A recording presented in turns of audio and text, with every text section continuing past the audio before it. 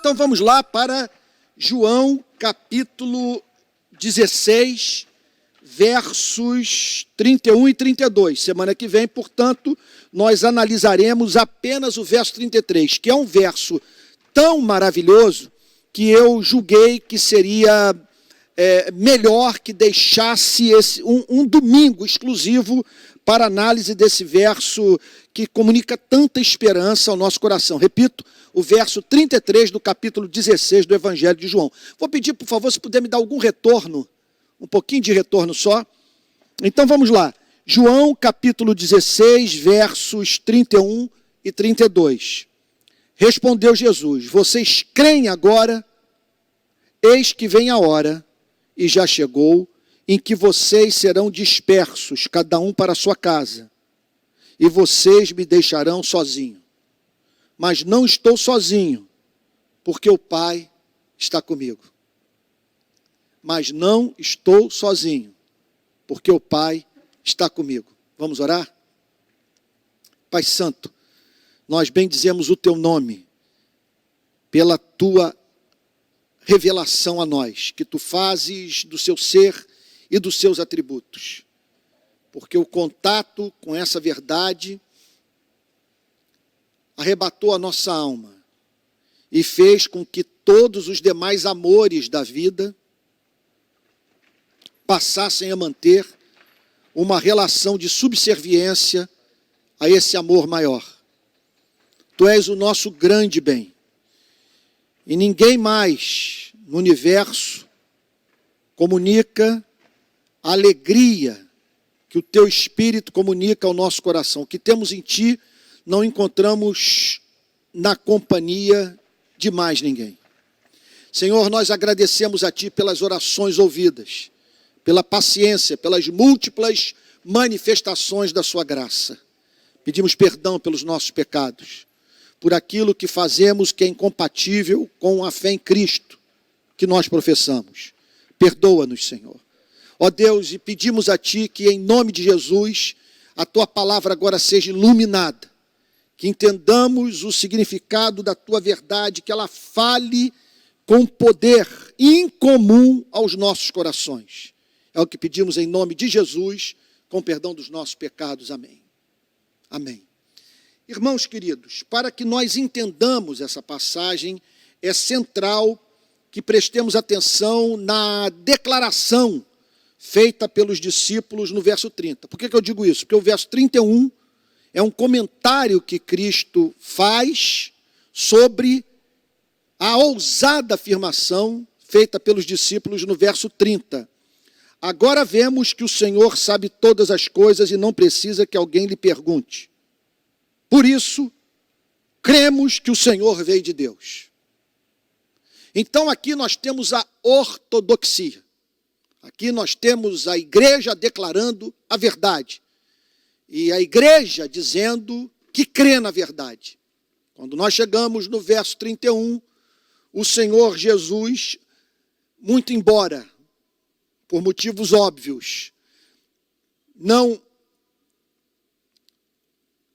reprova a declaração dos discípulos quanto ao conteúdo da fé, os chama para prestarem atenção num fato, que havia um descompasso entre o que eles declaravam ser verdadeiro e o estado dos seus corações, entre a expressão verbal de fé e a expressão fática de fé, entre a manifestação verbal da doutrina e a capacidade de levar essa mesma doutrina às suas implicações práticas mais radicais. Então, no verso 30, nós nos deparamos com os discípulos expressando profunda autoconfiança. No verso 30. No verso 31, Jesus faz um alerta. Diz assim o texto inspirado. Jesus respondeu: vocês creem agora? Portanto, o Senhor Jesus chama a atenção dos seus discípulos para o fato de que aquela fé professada por eles, embora verdadeira no seu conteúdo e autêntica na sua expressão, carregava consigo mesma inúmeras imperfeições. Era uma fé verdadeira, contudo, carente de ser aperfeiçoada. Portanto, uma doutrina emerge nessa passagem. O Senhor Jesus declara, repito, vocês creem agora, vocês de fato têm o pleno entendimento do significado do que estão declarando, das consequências práticas de afirmação tão ousada para a vida de vocês que dizem professar fé em mim, a ponto de dizer que eu fui enviado pelo Pai. Uma doutrina emerge numa hora como essa, porque, veja só, o Senhor Jesus está chamando a atenção dos discípulos para o fato de que dentro de poucas horas, todos eles, apesar da impressionante declaração de fé, deixariam Jesus sozinho na companhia dos sacerdotes, da polícia do templo, de Pôncio Pilatos e dos soldados do Império Romano. Jesus está próximo de ser abandonado pelos 11. Um já havia partido para traí-lo. Dentro de pouco tempo, naquele mesmo dia, naquela mesma noite, ele chegaria na companhia daqueles que haveriam de prender Jesus. E os outros 11, os que ficaram, estavam próximos de vivenciarem uma deserção coletiva. Todos eles abandonariam a Cristo no momento mais difícil, mais crucial, mais penoso do seu ministério. Então, uma doutrina emerge numa hora como essa. Quando analisamos essa passagem, que doutrina é essa? Que verdade é essa? Que fato bíblico é esse? Que a fé autêntica vem sempre acompanhada de imperfeições. Não há fé que não esteja sujeita à dúvida. Não há fé que torne o ser humano imune a tropeço, a queda, ao entristecimento do Espírito Santo. Em outras palavras, não há crente que viva vida 100% coerente. Eu vim aqui hoje para responder uma pergunta apenas. Como lidar com as imperfeições da fé? Repito, não quero ser cansativo, no verso 30, a ousada, bíblica e verdadeira declaração. Agora vemos que o Senhor sabe todas as coisas e não precisa que alguém lhe pergunte. Por isso cremos que o Senhor veio de Deus. Que declaração extraordinária. Por isso cremos que o Senhor veio de Deus. O Senhor, portanto, expressa as palavras de Deus. E no contato contigo, durante esses 3 últimos anos, chegamos à conclusão inabalável de que ninguém jamais falou como o Senhor. Que o Senhor é o enviado do Pai. No verso 31, o Senhor Jesus os chama para avaliarem o que haviam declarado à luz do estado dos seus corações, do caráter imperfeito da sua fé. A pergunta é, vocês creem agora? De fato, vocês creem de todo o seu coração, de toda a sua alma, de todo o seu ser? A pergunta é feita porque aquela ortodoxia estava para passar por uma severa prova, na qual os 11 seriam reprovados. Então, como lidar com as imperfeições da fé. Com essa fé, que você está no domingo na igreja louvando, você lá levanta as mãos, você chora, você sai do culto dizendo que não há nada mais certo na vida do que o seu amor por Jesus Cristo, e você chega em casa e essa fé entra em colapso. No dia seguinte do trabalho, parece que você se esqueceu de tudo que ouviu no domingo e que disse ser verdadeiro no culto de adoração a Deus da sua igreja. Como entender uma coisa como essa? Na história do cristianismo, a gente fica intrigado. Aliás, nas Sagradas Escrituras, ficamos intrigados com o fato, como que Davi, por exemplo, com aquele nível de apreensão espiritual da verdade, quando eu digo apreensão espiritual da verdade, estou falando de algo distinto da apreensão intelectual da verdade, que eu estou falando de um homem que nos seus escritos, nas suas atitudes, no seu comportamento, deu provas inequívocas de ser um dos grandes amantes de Deus do Antigo Testamento. E esse homem se envolver com uma mulher casada, com a esposa de um dos melhores soldados de Israel, e arquitetar a morte dele. Como entender uma coisa como essa? Sabe, como entender o posicionamento de Martim Lutero na Guerra dos Camponeses? Como entender o comportamento de Calvino na morte de Miguel Serveto?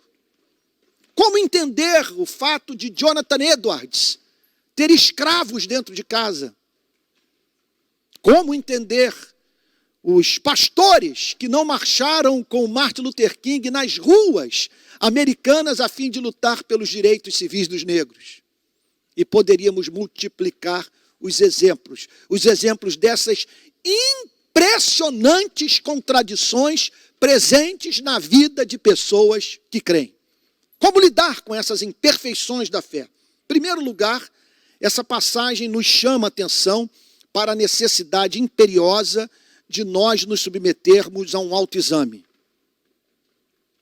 Veja só, de não nos darmos por satisfeitos pelo fato de subscrevermos uma confissão de fé que julgamos ser a vera expressão do conteúdo das Escrituras do Antigo e do Novo Testamento.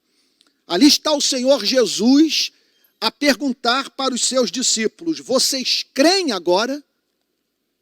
Vocês têm plena noção do que estão afirmando?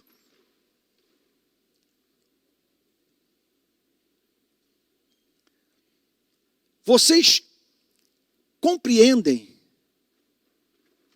que o que acabaram de declarar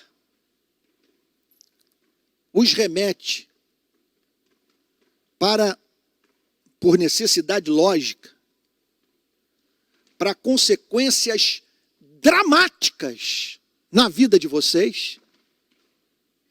Em breve, eles entenderiam com mais clareza o significado da pergunta feita por Cristo. Porque aquela declaração de fé teria que passar pelo enfrentamento da chegada de soldados armados, determinados para prender o Senhor Jesus. E não houve um que resistisse à prova.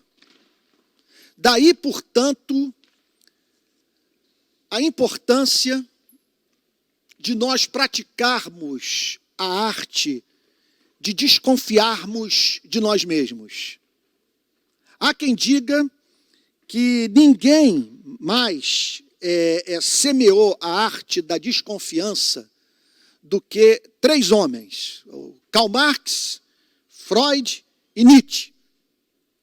Então, todos semearam muita desconfiança por meio dos seus escritos, ajudando, portanto, fazendo com que, portanto, os seres humanos passassem a desconfiar de tudo. Aqui nós vemos o Novo Testamento nos estimulando a nós desconfiarmos, veja só, não das estruturas político-econômicas, não das instituições, não do que é dito, do que é escrito, que é levado para as telas dos cinemas ou para os palcos onde são apresentadas as peças concebidas por teatrólogos renomados. Aqui o chamado é para o homem desconfiar de si mesmo. Eu diria que o cristão é alguém que nunca se sente olhando todas as coisas, sabe, de um ponto de vista, assim, perfeitamente privilegiado, a ponto de as suas declarações serem consideradas por ele sempre declarações absolutamente isentas. Veja só, o ponto onde eu quero chegar.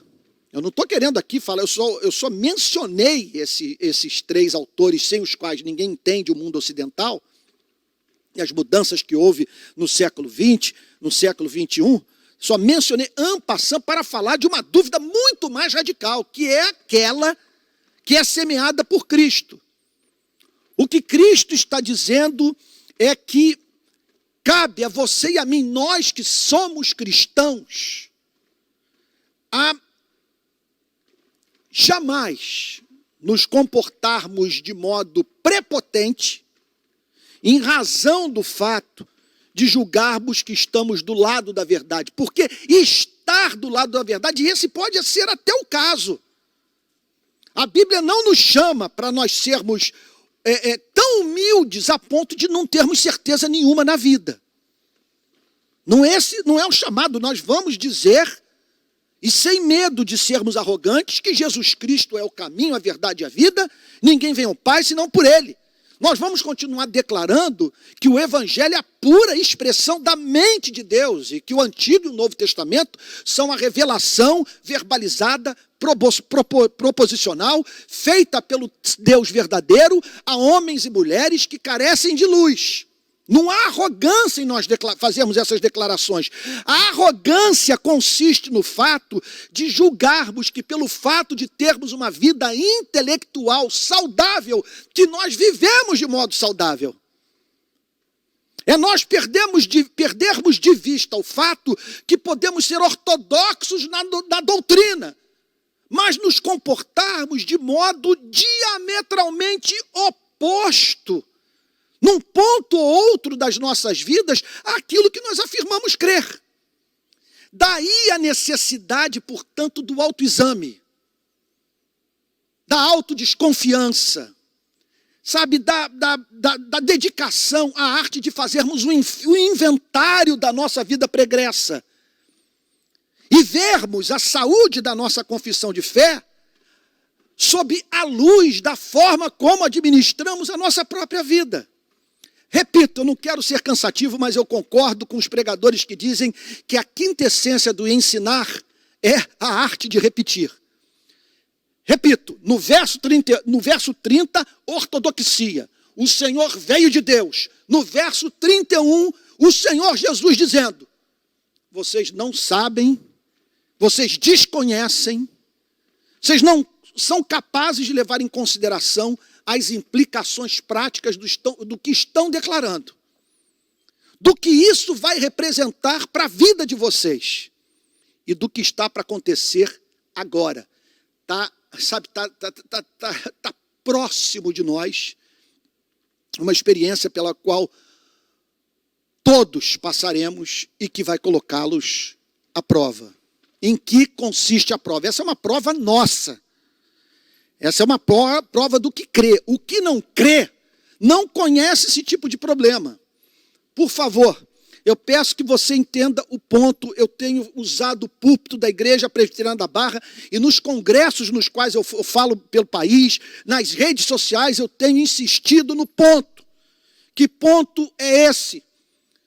A decisão intelectual de nós sujeitarmos as nossas vidas a Jesus Cristo tem implicações gravíssimas para a nossa vida, que nós nunca, olha, ninguém está em condição de antever com exatidão os testes aos quais essa profissão de fé terá que enfrentar. Esse que é o ponto. Então o texto prossegue dizendo, Jesus respondeu, vocês creem agora, eis que vem a hora, e já chegou, porque estava tão próximo deles, estava do lado deles. É incrível isso, uma declaração de fé, uma grande experiência que eles tiveram naquela noite, mais próxima de uma severa provação.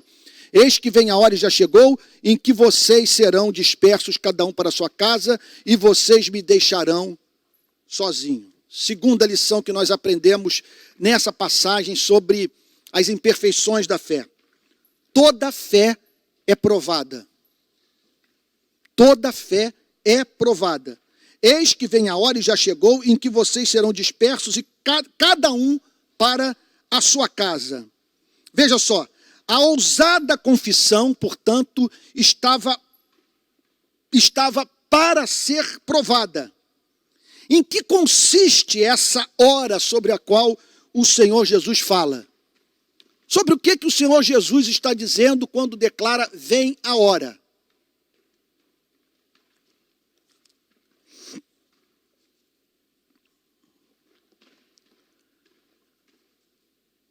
É o momento. Veja só, que após ter participado de um seminário sobre a tradição reformada, após ter participado de um curso sobre João Calvino, ou ter ouvido a pregação de um ministro reformado, você corre para as redes sociais para registrar a descoberta, para afirmar a sua fé, para defender a sua teologia. Não vejo nenhum problema com relação a isso. Eu sou do tipo que quando eu faço grandes descobertas, eu vou correndo para o Twitter para, numa frase, sintetizar a descoberta que eu fiz. Eu amo comunicar verdades recém-descobertas. É uma coisa que mexe comigo profundamente. Agora, o que o Senhor Jesus está dizendo é que vem a hora. Veja só, que é o momento em que você vai quase que odiar ter crido. É o momento em que essa confissão esfuziante vai se voltar contra a sua vida.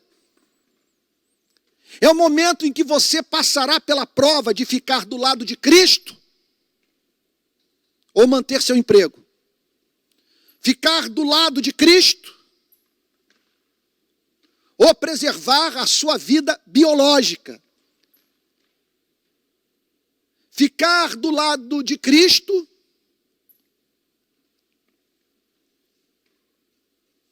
ou manter suas amizades. Ficar do lado de Cristo ou não permitir que sua popularidade sofra abalos. O que eu estou dizendo é o seguinte, que é impossível você, do ponto da sua conversão até a morte, não ser provado na sua ortodoxia.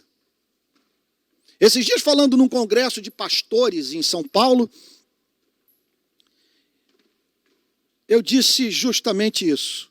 A desgraça de nós cristãos é a nossa antropologia. Eu estou certo que nada nos compromete mais na vida do que a nossa antropologia. Quando eu falo em antropologia, eu estou falando sobre o quê? Eu estou falando da doutrina bíblica sobre o homem. O que a Bíblia tem a dizer sobre os seres humanos. E é um artigo de fé presente em todas as confissões de fé cristãs. Católicos e protestantes. afirmam que o homem foi feito à imagem e semelhança de Deus. Isso é um perigo para a sua vida, um perigo para a minha vida. Preste atenção nisso. Isso não é um problema para o liberalismo político, isso não é um problema para o marxismo, isso é um problema nosso, porque direita e esquerda não tem que necessariamente crer nessa doutrina, mas nós cremos. É uma doutrina profundamente comprometedora. Porque quando nós declaramos que o homem foi feito à imagem e semelhança de Deus, nós não podemos nos silenciar quando a dignidade humana está sendo aviltada pelo homem, por sistemas políticos, pelo poder público. Porque o que nós estamos falando é o seguinte, que quando o homem é torturado, quando o homem é explorado, quando o homem tem a sua dignidade afrontada, nós estamos declarando que isso é pior do que uma pessoa entrar no Museu do Louvre e rasgar o quadro da Mona Lisa. É isso que Jesus está falando. Vocês creem de fato? Está chegando a hora. Está chegando a hora. Portanto,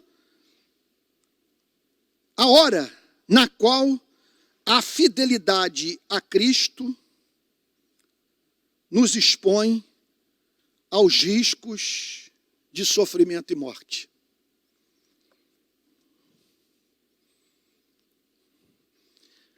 E é claro que isso tem aplicações pessoais também para o âmbito da família. Está chegando a hora que essa doutrina fará perdoar sua mulher, perdoar seu marido. A hora em que essa doutrina fará com que você tenha que buscar reconciliação com seus irmãos na fé, ou pedir perdão ao vizinho. A hora em que você vai ter que remunerar com mais dignidade a sua empregada e numa pandemia como essa, não abandoná-la.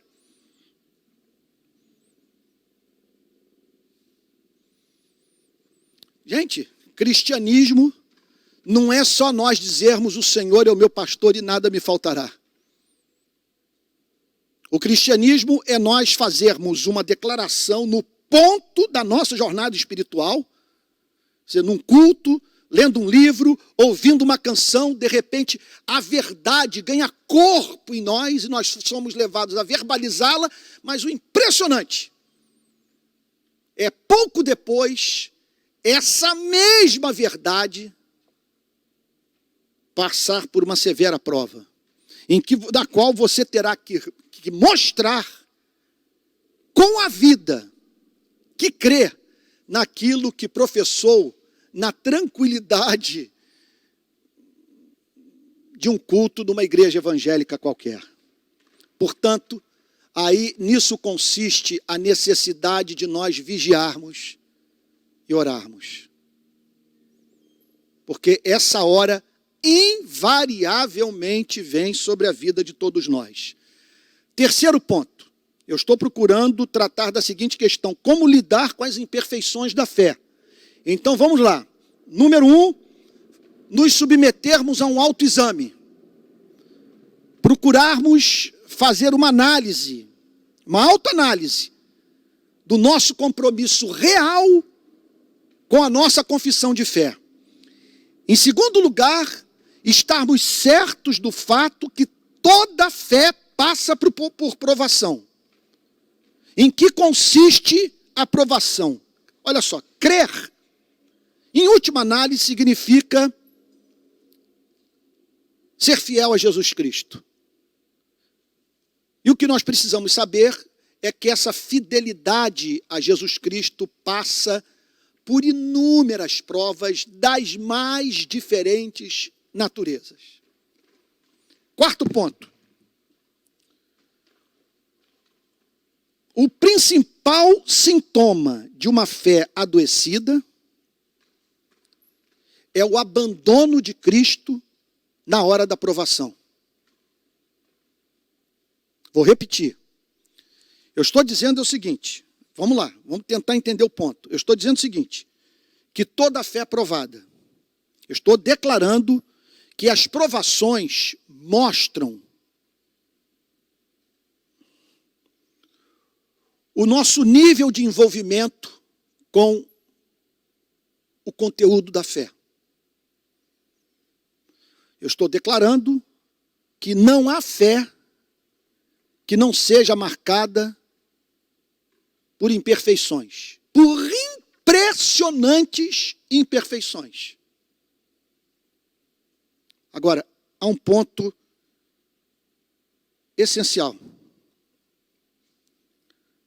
na abordagem dessa doutrina, que a fé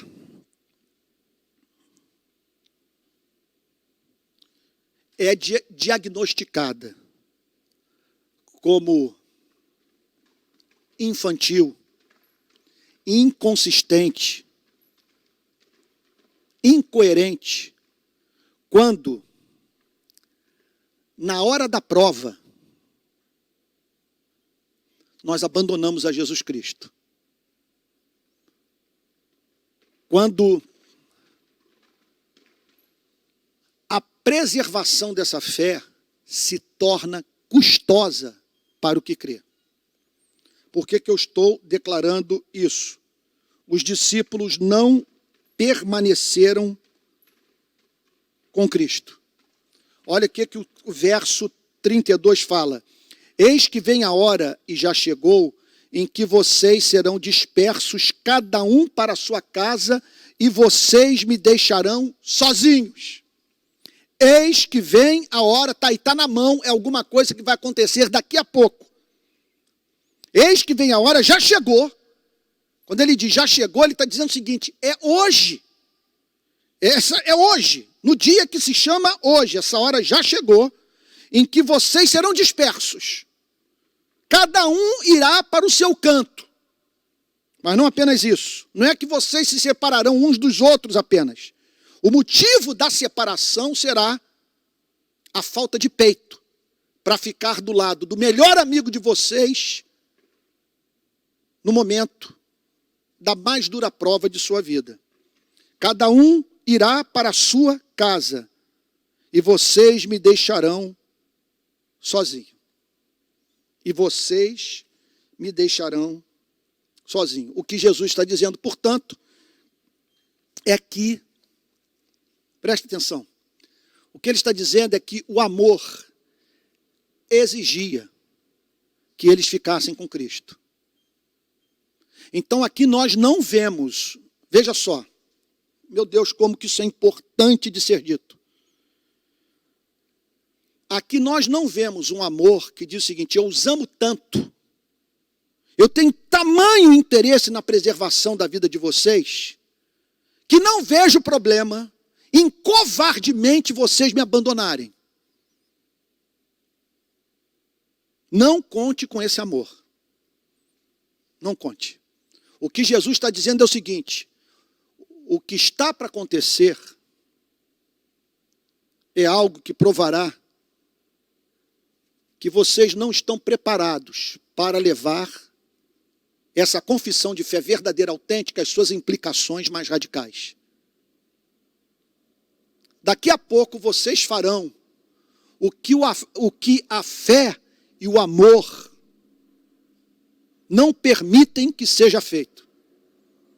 Porque Judas Iscariotes está se aproximando na companhia do pastor batista, do pastor presbiteriano, do pastor metodista, do pastor pentecostal e do padre da igreja católica.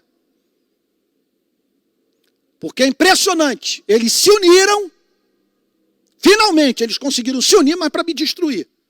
Então na companhia de Judas eles estão vindo, e juntamente com a polícia da religião. A polícia do pensamento. Eles estão vindo aí. E eles vêm para me prender. Eles vêm para me submeter a um julgamento injusto. Eles vêm para me torturar. Daqui a pouco eu serei torturado. Eles vêm para prescrever para mim a pena de morte. Eles vêm para me matar.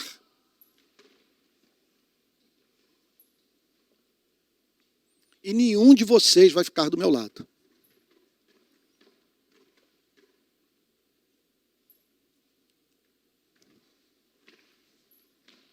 Bom, se você me perguntasse, Antônio, olhando para o protestantismo brasileiro, olhando para essa orgia em que se transformou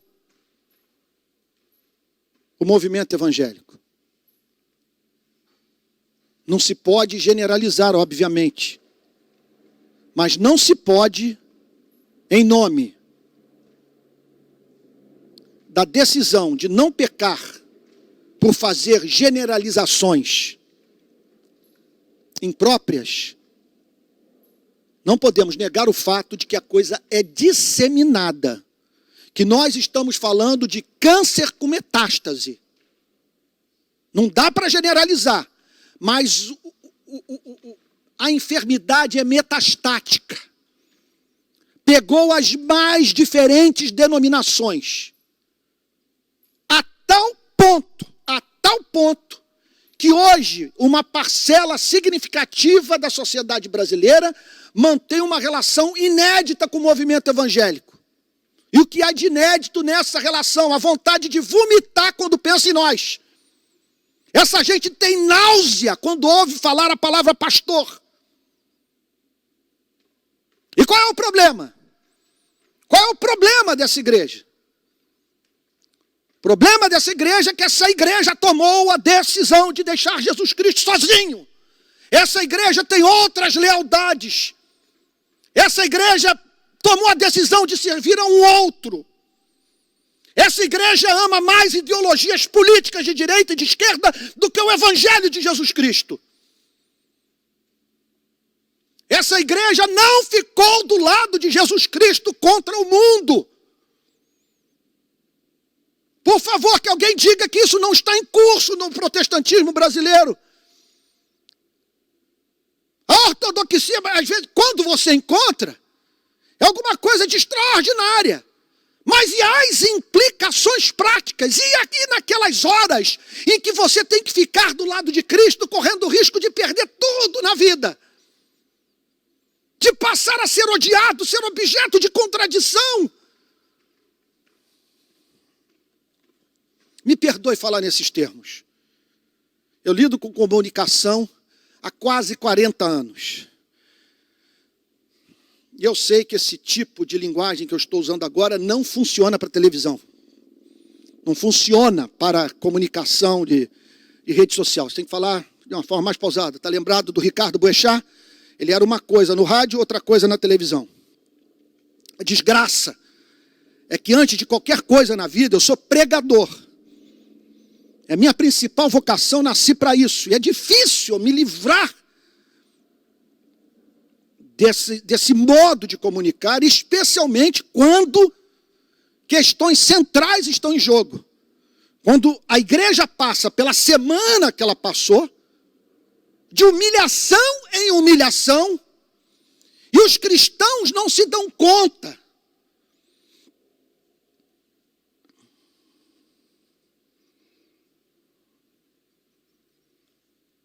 de que nem todos os pecados dessa igreja se tornaram públicos.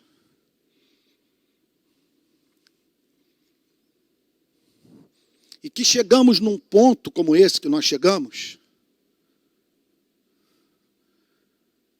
porque o nosso amor por Cristo não vem acompanhado desse elemento de exclusividade. Nós não o amamos acima de todas as coisas. Então, observe o que o Senhor Jesus está dizendo. Tu viestes de Deus. Vocês de fato creem nisso? Porque está chegando a hora em que vocês vão me deixar sozinho. Ninguém ficará do meu lado para me defender. Eu serei associado ao de que pior existe. Me acusarão de estar envolvido com uma sedição, com uma revolução, com a intenção de me fazer rei, me insurgindo contra as autoridades constituídas. E nenhum de vocês ficará do meu lado para participar da cariação, para me defender, para dizer que aquilo ao que estão me associando jamais fez parte da minha vida e da minha mensagem. Em último lugar,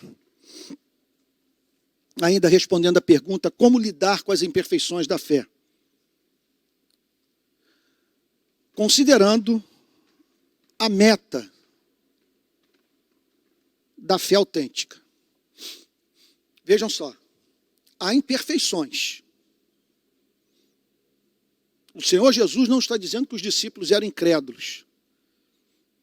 Todos haviam passado pela experiência de novo nascimento. Não há nada nas Sagradas Escrituras que nos leve a crer que os 11 só se converteram em Pentecostes, ou só se converteram depois da ressurreição do Senhor Jesus. Quando no verso 30, eles declaram, agora vemos que o Senhor sabe todas as coisas e não precisa que alguém lhe pergunte, por isso cremos, vamos lá para a entonação correta, agora sabemos, ou agora vemos que o Senhor sabe todas as coisas e não precisa que alguém lhe pergunte, por isso cremos que o Senhor veio de Deus. Que declaração impressionante. No verso 31, Jesus, em vez de aplaudi-los, faz uma pergunta. E eles deveriam ter levado a sério a pergunta feita por Cristo. Vocês creem agora? Vocês estão dispostos a pegar essa ortodoxia e ir até o inferno com ela? A perderem tudo por amor à verdade? Pois bem, qual deve ser a meta dessa fé? Ela é imperfeita, mas para onde nós devemos caminhar? Pelo que devemos lutar? Veja só, por que ouvir músicas? Por que ouvir pregações? Por que ler biografias? Por que estudar teologia? O grande vetor de todas as nossas atividades espirituais deve ser o seguinte: sofrer com Cristo, na firme esperança de que o Pai jamais nos deixará sós. Essa é a meta da fé. O que significa a fé madura? É você crer na verdade, está disposto a pagar todos os preços por força do compromisso com essa verdade, a ponto de sofrer com Cristo. Deixa eu fazer uma digressão aqui. Quando Cristo disse para os 11, vocês tinham que ter ficado comigo. Vocês não podiam ter me deixado sozinho. O que o Senhor Jesus está dizendo para eles é o seguinte, porque é isso que eu faria por vocês. Eu jamais os abandonaria. Então o que é fé? É eu estar disposto a sofrer com Cristo, por amor a Cristo, e pela certeza inabalável de que se eu perder tudo por amor a Cristo, eu não ficarei sozinho na vida. Porque o Pai derramará o seu amor sobre mim.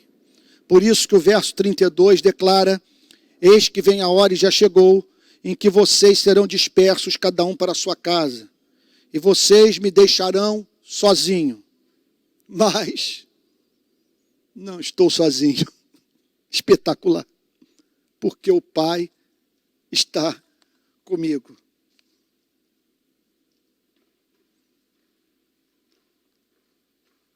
Porque o Pai está comigo. É isso, isso compensa tudo. Essa é a nossa esperança, esse é o fundamento da nossa fé. E é isso que eu espero que você esteja sentindo agora. Você que tem pagado um alto preço por professar fé em Jesus Cristo. Seus amigos o abandonarão, pessoas o trairão, você será visto como escória da sociedade, vão tratá-lo como um louco, como alguém que deveria estar se submetendo a tratamento psiquiátrico.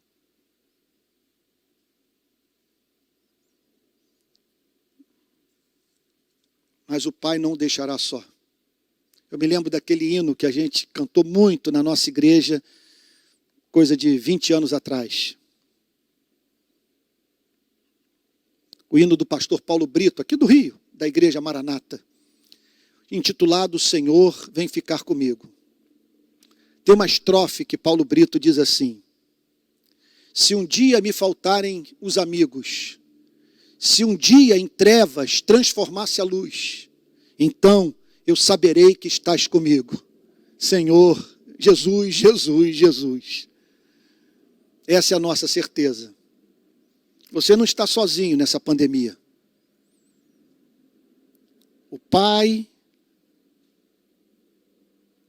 o vê,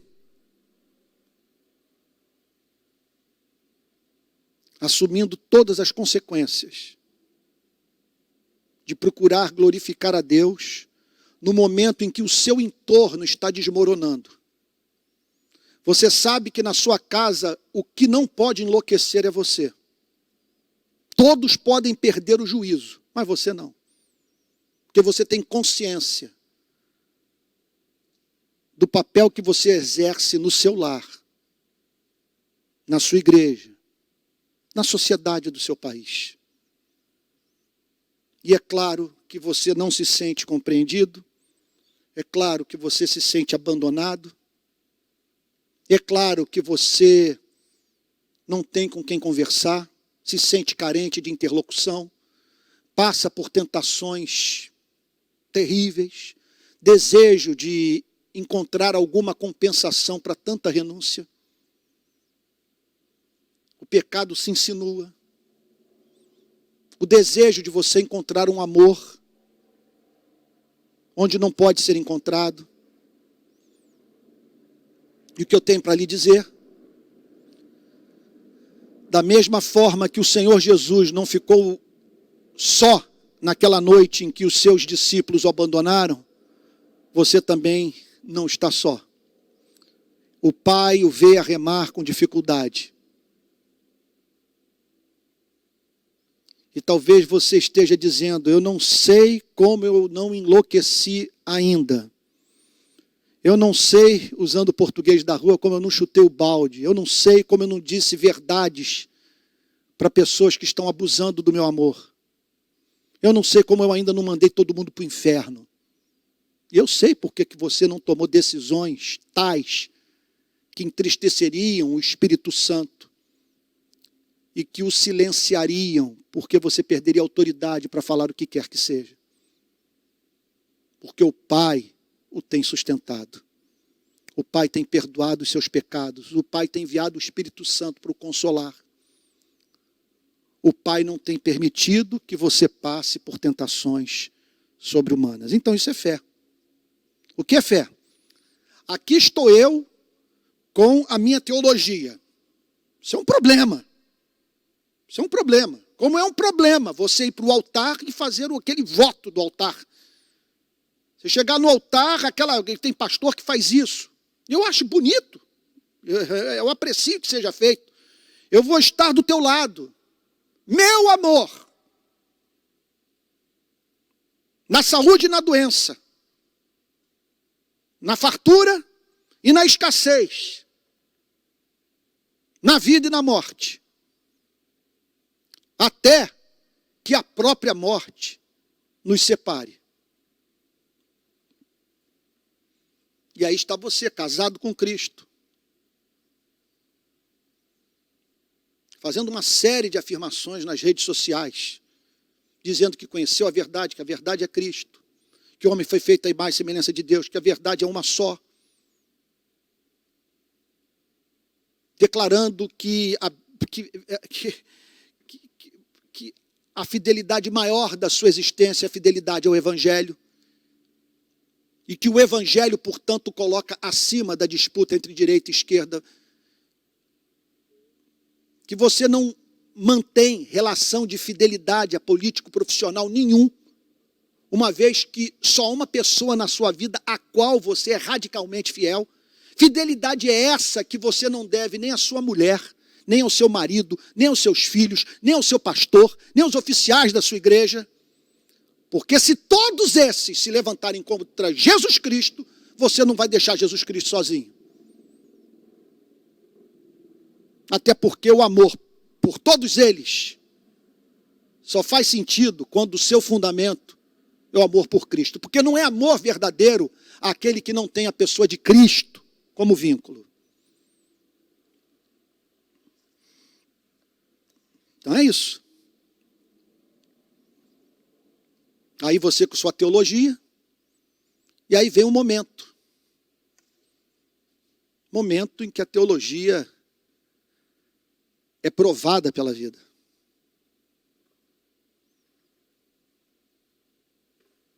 E aí você tem que tomar uma decisão. E quando nós podemos considerar a fé amadurecida? Quando você está disposto a morrer com Cristo, na firme certeza que o Pai o honrará. E que na hora do abandono, da solidão, do escárnio, até mesmo da execração pública, você vai ouvir o sussurro do Pai a lhe dizer que o ama. Vamos para as aplicações práticas. Há muito tempo eu não trago esboço para o púlpito da nossa igreja. Eu tenho feito muito nos últimos dias o que Calvino costumava fazer. Eu faço a imersão no texto, estudo o texto, leio o texto 500 vezes e venho para o púlpito com tudo na cabeça. Mas ontem à noite me veio o esboço da mensagem. E eu falei, eu não vou me lembrar desse esboço no púlpito, eu tenho que registrá-lo. E aí fiz o registro. Agora, sabe qual é a desgraça? Eu não vim hoje com meus óculos multifocais. Então não estou conseguindo nem ler a Bíblia, nem ler o esboço. Por isso que eu estou toda hora trazendo a Bíblia, o esboço às mãos, estou ficando realmente coroa, sabe? Para poder ler o que eu escrevi. Fora o fato de que minha letra é um horror, verdadeiro horror. Mas então, hoje, eu fiz o que eu não fiz nos últimos dias. Além de trazer um esboço, eu fiz a clássica divisão da pregação calvinista. Leitura do texto, ok? Interpretação do texto, afirmação da doutrina, da verdade central, defesa da verdade central, apresentando seus desdobramentos, e agora a aplicação prática. Quais aplicações práticas nós devemos fazer de tudo que nós vimos até então? E nós vamos agora nos dedicar a essa parte final da mensagem. E logo depois, separarmos um tempo para oração. Primeira aplicação prática. Submeta sua fé a um autoexame. Não avalie apenas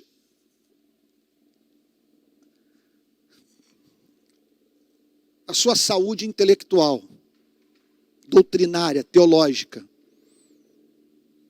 A questão hoje não é se você é ortodoxo ou não. A questão hoje é se você leva a ortodoxia a sério. Não é se você pensa bem, mas é se você vive bonito.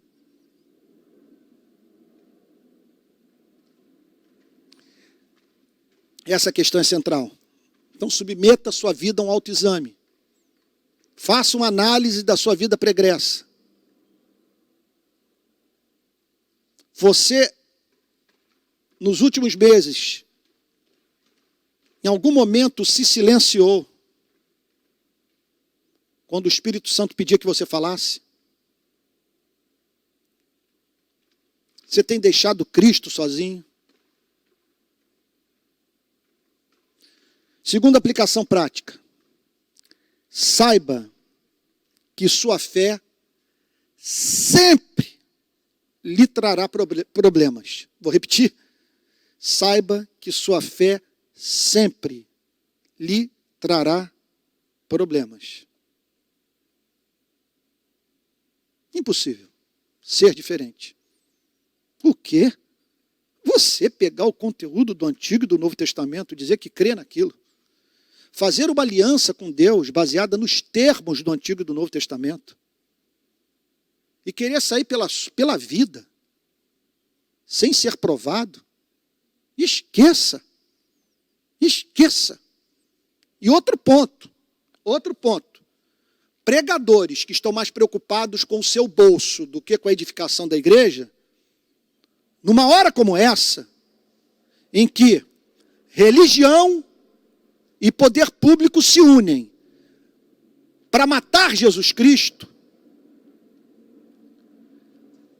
são canalhas o suficiente para orientar a igreja no sentido da igreja não se expor, da igreja não correr riscos desnecessários, do crente se preservar.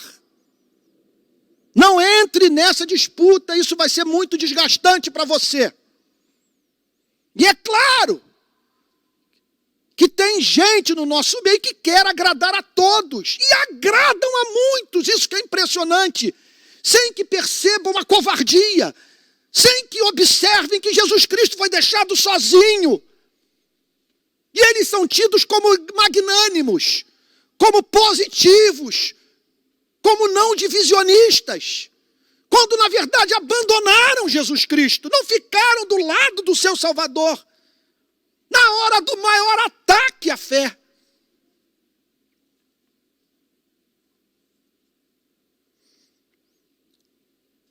O pregador fiel, numa hora como essa, vai se comportar como Cristo. Que observe, me permita voltar aqui no corpo do sermão.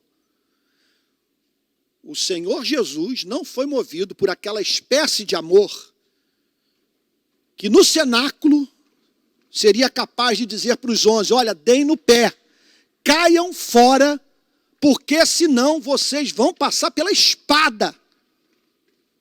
Vocês vão ter que pagar com a vida a associação com Cristo.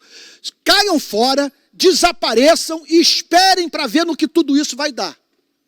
Jesus não fez assim. Jesus condena o fato de ter sido abandonado por eles. Por que Jesus condena o fato de ter sido abandonado por eles? Porque Jesus não os abandonaria. Terceira implicação prática. Não confunda fraqueza da fé com incredulidade. Isso é muito importante de ser afirmado. Os discípulos não eram incrédulos. Quando eles disseram que Jesus Cristo havia vindo da parte de Deus, eles estavam declarando uma verdade que tinha sua sede nos seus corações. Por que eu estou fazendo uma afirmação como essa? Para que você não desista de si mesmo. Para que você não chegue à conclusão que, em razão de ter percebido um comportamento contraditório na sua vida cristã, que isso significa que você nunca teve um encontro com Deus, que você é um filho das trevas, que não há mais esperança para você. O que eu estou dizendo desde o início, muitas imperfeições são encontradas na fé dos verdadeiros filhos de Deus, que não há fé que não seja passada, que não há fé que não carregue consigo mesma imperfeições.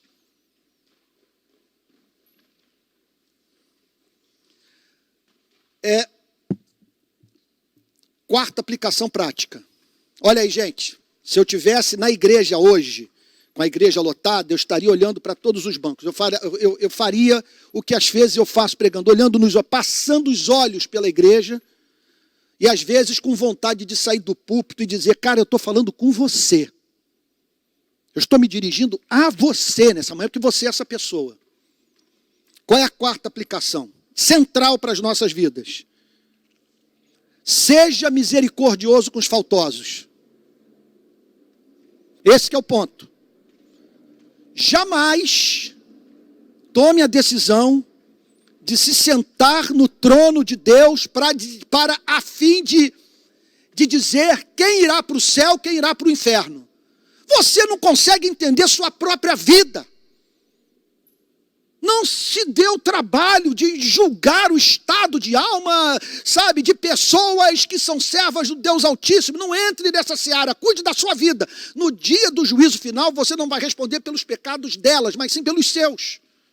E não use os pecados delas para justificar os seus. Porque é ótimo você ter uma figura como a dessa cantora gospel, eu não sei bem o que ela, se é cantora, se é pastora, que se tornou agora, então, destaque no noticiário, envolvida. Tudo leva a crer, pelo que estão dizendo, eu não tenho acompanhado o que está sendo dito sobre esse caso, que, aliás, eu tenho muito essa experiência da vergonha alheia. Quando eu vejo alguma coisa ser dita sobre a vida de alguém que é muito vergonhosa, sabe, eu vou afundando na poltrona e me coloco no lugar da pessoa. É um exercício que eu não gosto de a ele me dedicar. Então, não conheço bem essa história, mas eu sei o seguinte, que é muito bom nós termos nas nossas vidas um escândalo como esse para lidarmos com mais tranquilidade com as nossas canalices. A referência não é essa senhora. A referência são os nossos irmãos que estão dando a vida por Cristo no campo missionário. Então, seja misericordioso com os faltosos. Porque naquela noite, se você visse os 11 deixando Jesus Cristo sozinho, você diria o seguinte: olha, não tem igreja. Não há igreja verdadeira. Na verdade é o seguinte, sabe o que é ser cristão? Ser cristão significa de você se juntar a uma religião que teve início com um grupo de traidores. A nossa fé começou a partir de um movimento criado por um carpinteiro que se associou a 12 homens, dos quais um o traiu e 11 o abandonaram no momento mais difícil de sua vida. Foi o que eu disse recentemente numa mensagem que, pela graça divina, se espalhou pelo país, quando eu falei sobre o colapso da interlocução entre os evangélicos no Brasil. E um dos pontos que eu ressaltei foi o seguinte: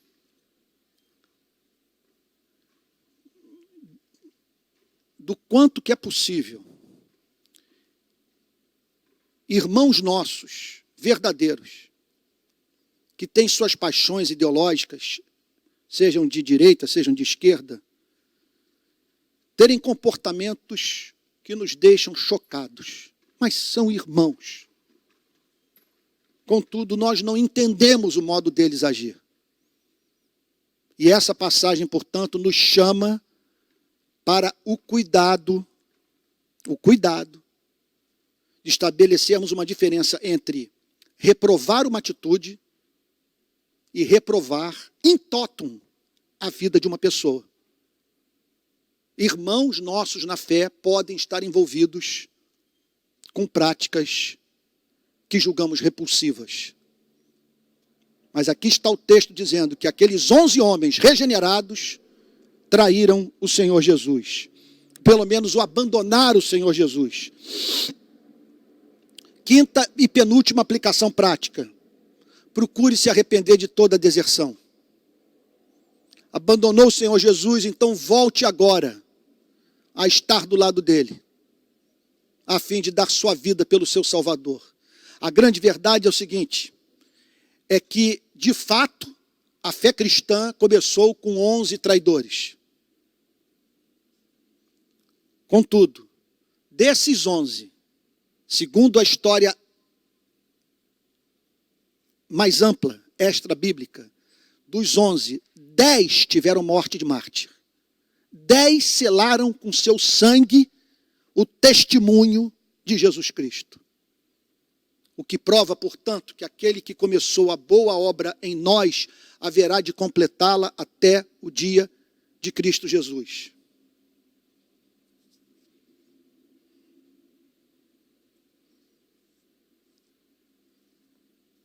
Eu conheço um irmão que muitos batem nele por conta dos seus posicionamentos, vamos assim dizer, teológicos, missionários que levam muitos ao terem como uma pessoa de esquerda.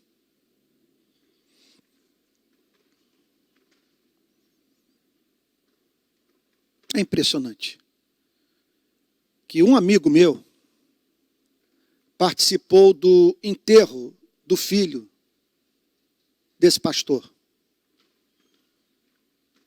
Eu estou falando do pastor Paulo Capelletti. Segundo esse meu amigo que participou do enterro do filho do Paulo Capelletti, na hora que o caixão estava para ser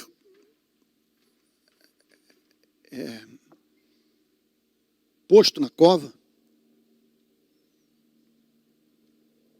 Paulo Capelletti tomou a palavra, segundo esse amigo me disse,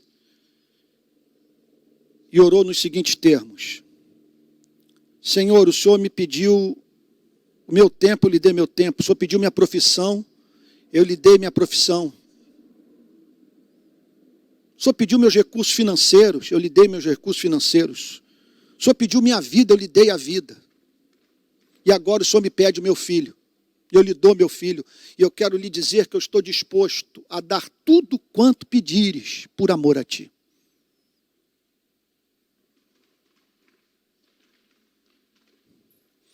O que eu tenho observado nessa chamada polarização é que, às vezes, irmãos que estão no polo oposto dessa disputa política revelam em áreas de sua vida o nível de compromisso com Cristo que me humilha e que deveria humilhar aqueles que se julgam do lado certo da história e que, contudo, não manifestam em áreas nevrálgicas de sua vida a mesma extensão de fé. E, por fim, busque intensamente a meta da fé. Sofrer por amor a Cristo, por estar certo do amor do Pai. Esse é o nosso chamado e por isso nós deveríamos orar diariamente. Senhor, eu quero amar a Jesus, a ponto de jamais abandonar o meu Salvador. E que se eu tiver que pagar um preço alto, em razão desse meu compromisso de amor com Cristo, que o Senhor me dê sempre a certeza de que o Pai não me abandonará jamais, que eu nunca estarei sozinho, que na hora da tribulação Ele haverá de se levantar e me dizer: eis-me aqui, porque Ele é socorro bem presente na tribulação. Conclusão, deixa eu ler aqui o que eu escrevi. A igreja do Novo Testamento foi fundada por traidores. Isso é um fato. A graça de Deus, contudo, sempre opera nos verdadeiros crentes a fim de torná-los ricos em fé. É uma graça paciente, perseverante, eficaz, que completará a obra iniciada em nossa vida. Contudo, sejamos humildes, nos preparemos para as provas e vivamos com esperança. Em nome de Jesus. Vamos orar? Pai Santo, nós te agradecemos por essa passagem extraordinária da tua palavra. Fomos desnudados, fomos postos nus diante da mensagem de Cristo. E descobrimos a diferença entre pensar bonito e viver bonito. Queremos confessar que somos humilhados pelo que passa na nossa cabeça quando nas horas da prova nos sentimos abandonados, incompreendidos e até mesmo traídos. Queremos te pedir perdão por tudo que fizemos, pelo que não fizemos, pelo que somos capazes de não fazer, pelo que somos capazes de fazer.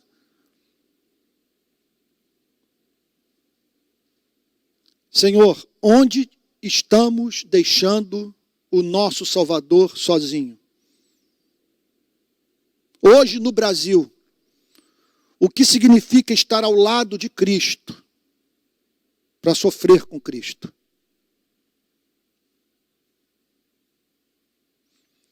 Senhor, dá consciência para todos os que estão sofrendo pela fé,